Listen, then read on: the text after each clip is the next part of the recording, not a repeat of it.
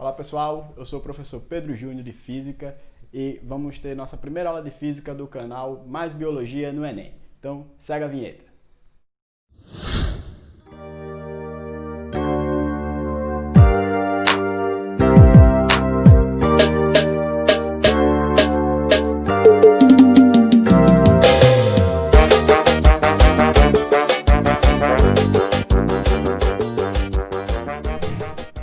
Então, na nossa primeira aula de hoje, nós vamos falar das leis de Newton. As leis de Newton são as leis básicas da dinâmica, são as leis básicas da física. Então, é muito importante a gente sempre ter noção e conhecimento dessas leis. Essas leis são três leis que descrevem os movimentos de um corpo, de uma partícula, em um determinado sistema. A primeira lei de Newton ela é baseada na inércia, conhecida como a lei da inércia, onde sua fórmula matemática é mais ou menos expressa pela força resultante é igual a zero. O que isso quer dizer? Quer dizer que a soma de todas as forças que atuam no corpo sempre vai ser igual a zero, quando ela estiver nesta situação. Mas para a gente entender essa situação, primeiro a gente tem que descrever o que é referencial inercial. Certo? Por quê? Porque a primeira lei e as leis seguintes de Newton só vão valer para as referenciais inerciais. Certo? Então, segue aí para vocês verem essa figura aí. O sistema de referência inercial é quando você tem um observador que ele está olhando um determinado movimento e ele está em repouso ou com velocidade constante em relação a esse sistema. Certo? E quando o referencial é não inercial, é porque esse observador está em um sistema de referência acelerado com relação ao que ele está observando. Então, nós temos aqui um vídeo de uma colisão de um veículo. Dentro do carro, nós temos o sistema de referência não inercial, pois as pessoas que estão dentro do carro, elas vão sentir uma força empurrando elas em direção ao para-brisa. Porém, estas pessoas elas não fazem ideia de onde é que essa força vem.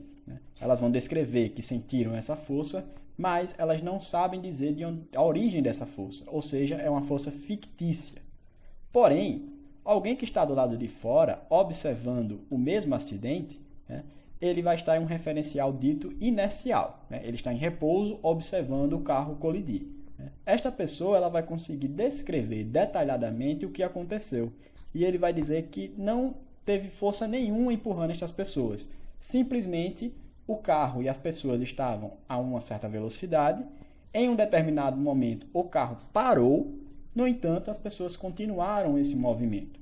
Então, este referencial, que é o inercial, conseguiu descrever o que aconteceu. Logo, ele está descrevendo o que aconteceu utilizando a primeira lei de Newton.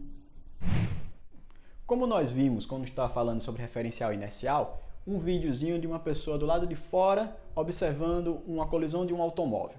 O que é que estava acontecendo ali? Nós tínhamos pessoas dentro do automóvel e à medida que o automóvel ele vai parando por causa da colisão, estas pessoas elas vão sendo jogadas para frente do para-brisa, em direção ao para-brisa.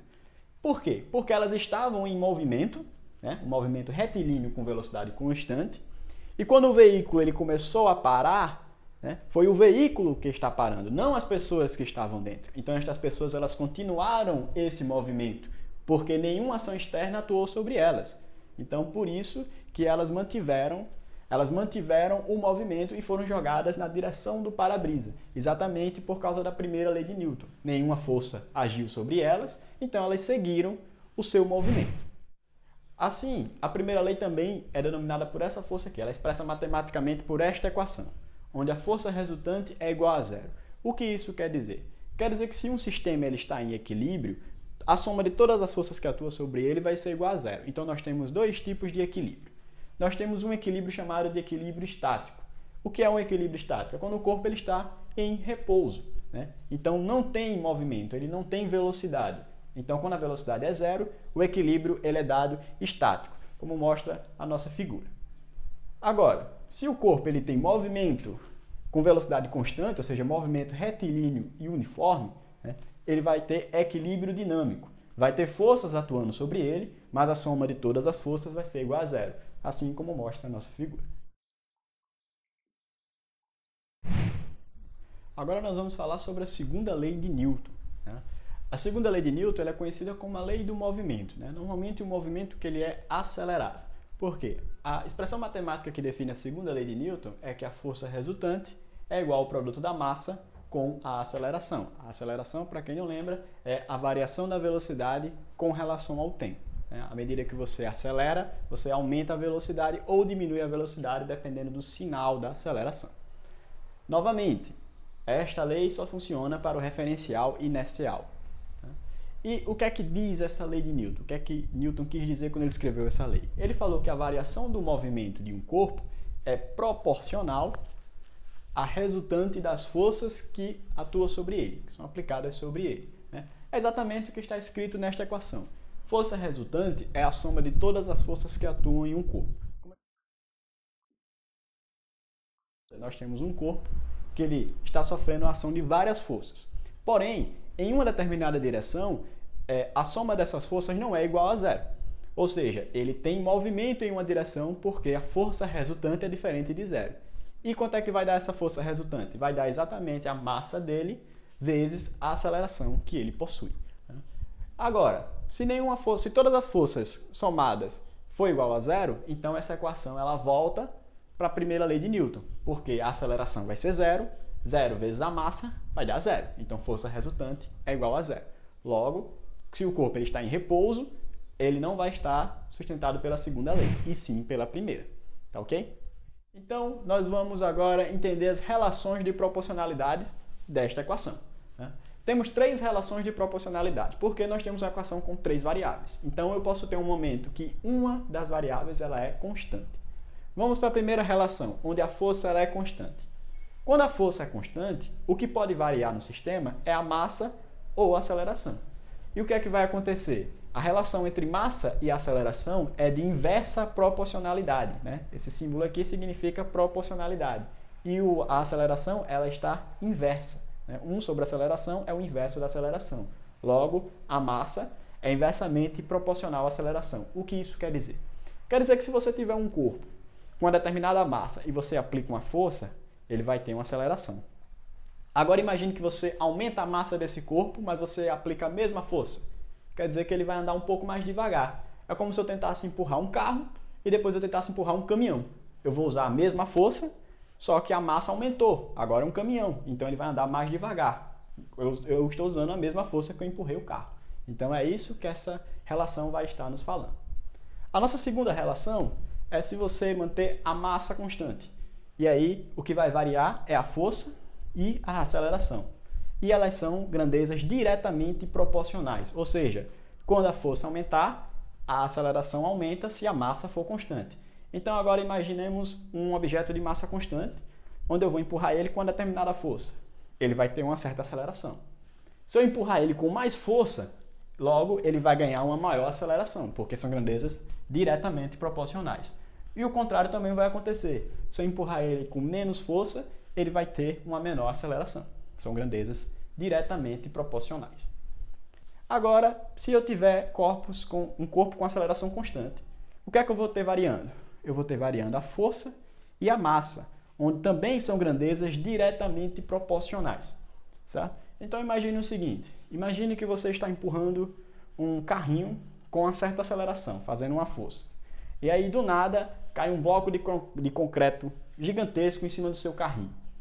O que é que vai acontecer para você manter a mesma aceleração? Você vai ter que aumentar a força.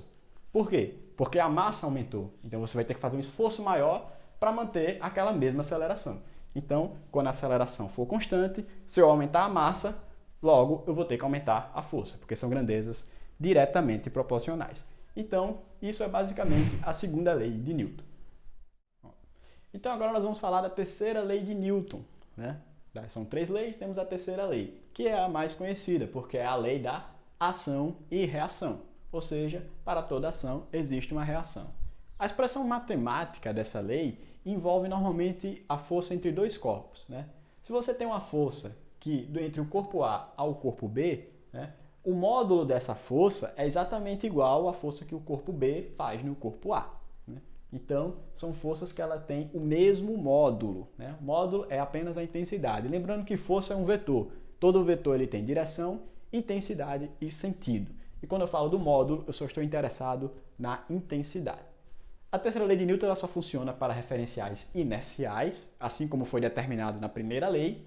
E o seu enunciado diz o seguinte: para toda ação existe uma reação de mesma direção. O que é direção? Vertical, horizontal, profundidade. Mesma intensidade. Intensidade é exatamente o módulo, é o tamanho do vetor.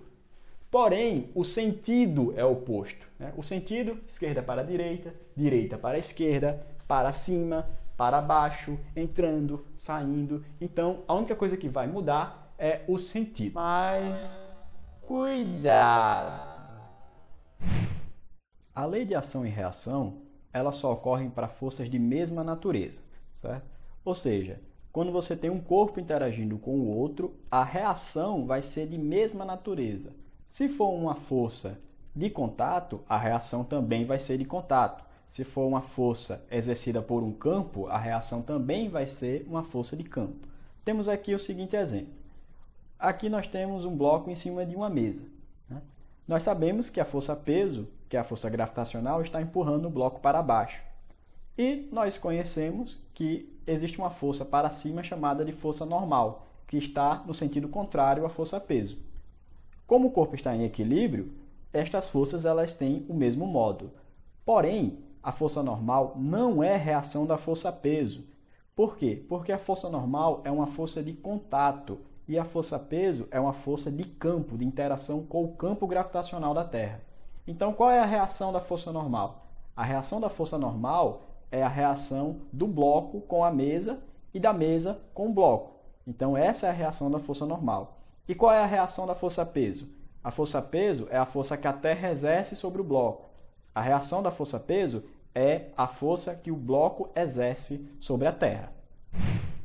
Agora, porque se a força é a mesma, porque se você tiver dois corpos, um de massa maior e um de massa menor, porque somente um se move? Temos aqui a imagem de uma colisão de dois corpos, o bloco A e o bloco B. O bloco A tem uma massa maior que o bloco B. E os dois estão em movimento acelerado, um em direção ao outro, com a mesma aceleração. No momento que ocorre a colisão, a força que A faz em B é exatamente igual à força que B faz em A, porém em sentido oposto. Lembram que na segunda lei de Newton, se a gente tiver a força igual, o que é que vai acontecer na relação massa e aceleração? Se a massa aumentar, a aceleração vai diminuir. Como o bloco A tem uma massa maior, logo ele vai ter uma aceleração menor do que o bloco B. Então o bloco B ele vai estar mais acelerado depois da colisão, né? Isso acontece, por exemplo, se você colidir contra uma parede. A força que você faz na parede é a mesma que a parede faz sobre você. Porém, sua massa é muito menor do que a da parede. Então, somente você que vai sofrer aceleração. A parede praticamente não vai sair do lugar. Então é isso, pessoal. Essa foi nossa aula sobre as leis de Newton. Fique atento porque vamos ter a aula sobre conservação de energia. Então, se inscreve no canal, ativa o sininho, dá o like e compartilha com seus colegas esse vídeo aí. Beleza?